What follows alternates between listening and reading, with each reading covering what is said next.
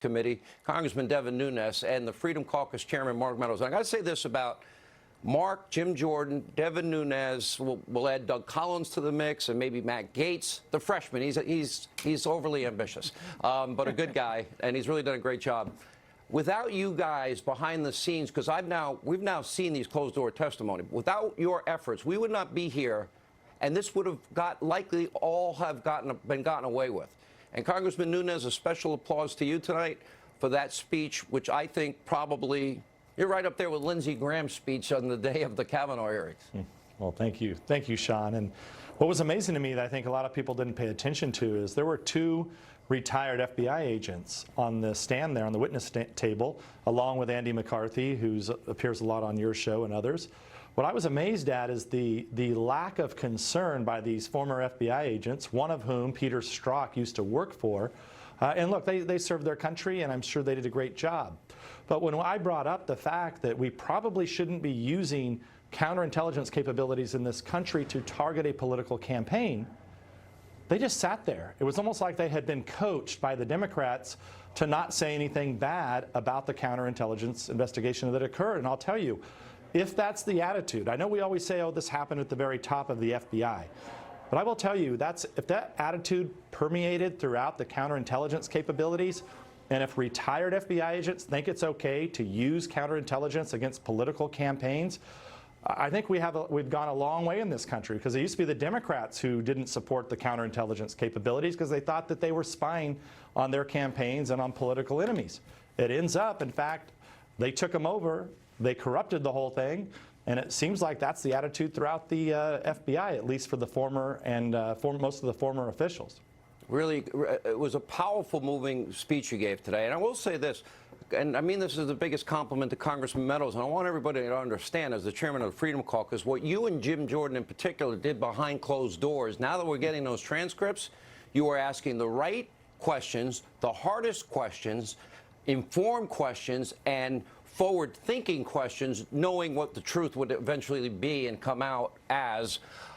Your reaction to all of these events? Well, thank you, Sean. I can tell you Devin Nunes has done an unbelievable job. And actually, we've had two different camps. He's seen much of the classified. Jim Jordan and I have not. And so we've been able to work together in a way that honestly is about transparency for the American people. Here's the thing that dawned on me today. You had another Mueller hearing here in Hipsy, an open hearing. Why was it open? Because they want to try to resurrect the whole Mueller narrative and try to do their best to make sure that the American people are engaged. But the truth of the matter is they didn't get the result they wanted.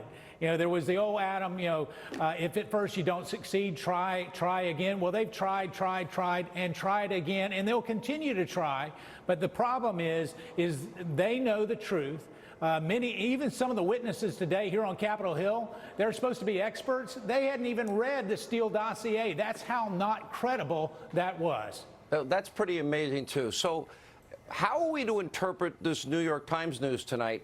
Do both of you believe, as I think I'm reading and interpreting, I always ask both of you one question because neither one of you would leak to me the way I wanted you to. I would ask you one question. You're laughing. What's the question? Am I over the target? Am I over the target in thinking countries like Italy, allied countries, and Great Britain and Australia, maybe were outsourced intelligence gathering by our intelligence people to circumvent American laws, Devin Nunes? So I think what we don't know yet is we don't know who Joseph Mifsud was working for. He's been described as a Western intelligence asset. He was in Italy, so that for sure brings up he could be a part of the Italian government of some kind, an asset there. He could be a British asset because he also lived in London. But there's also, it could be possible, quite frankly, that he was working for Fusion GPS or an operation like Fusion GPS through Christopher Steele. And what we still don't know at the heart of this is, where did the Clinton campaign dirty operation that was GPS and the FBI, they were on parallel tracks. When did those merge? And that's really what I think myself and Mark Meadows have been trying to figure out for a long time. And hopefully that's what the U.S. Attorney out of Connecticut is going to get to the bottom of. We have a right to know what countries were involved in this. Well, and Ask Sean, the we're same- getting Go ahead, Mark. Yeah, Sean, we're getting a lot of whistleblowers. Primarily, the whistleblowers are coming forward because they believe Attorney General Bill Barr and John Durham are willing to get to the bottom of it. So people that perhaps were afraid under previous leadership to actually say, well, we knew this was wrong, they're coming forward now. And when we look at intelligence, we know that the intelligence community shares a lot of information.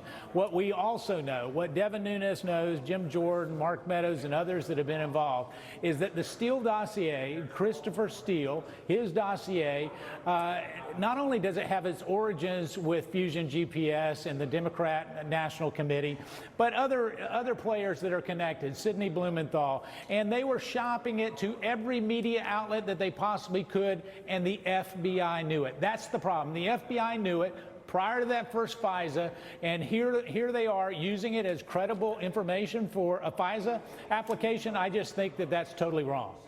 Let me ask you both the same exit question.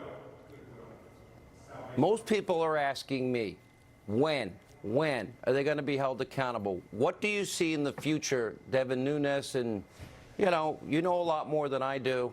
Where do you see this going, and who would you not want to be tonight in terms of putting your head down on a pillow for a peaceful night's sleep? Well, look, if you're any of the former people at the FBI that were in those famous text messages that Mark did such a good job of getting to the bottom of, those people, I think, all have to be concerned.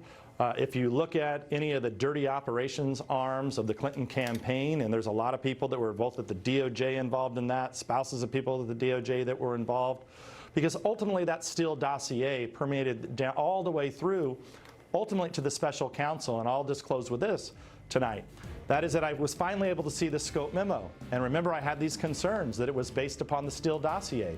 And look, I can't talk about what was in there, but we know from the Mueller report, or from what Judge Sullivan put out, we know that it was probably largely based on the Steele dossier. And I think the Grassley-Graham memo and the Nunes memo said something to the effect the bulk of the information came from that. Last word, Mark. Listen, people need to go to jail. People need to be accountable, and I believe indictments are on their way. All right, I want to thank you both. In all honesty, these two guys, we wouldn't be where we are today, getting to the truth, equal justice, constitutional republic. They did the right thing for their country. Thank you. Coming up, Trump haters, MSNBC, they're begging Democrats, impeach, impeach, impeach.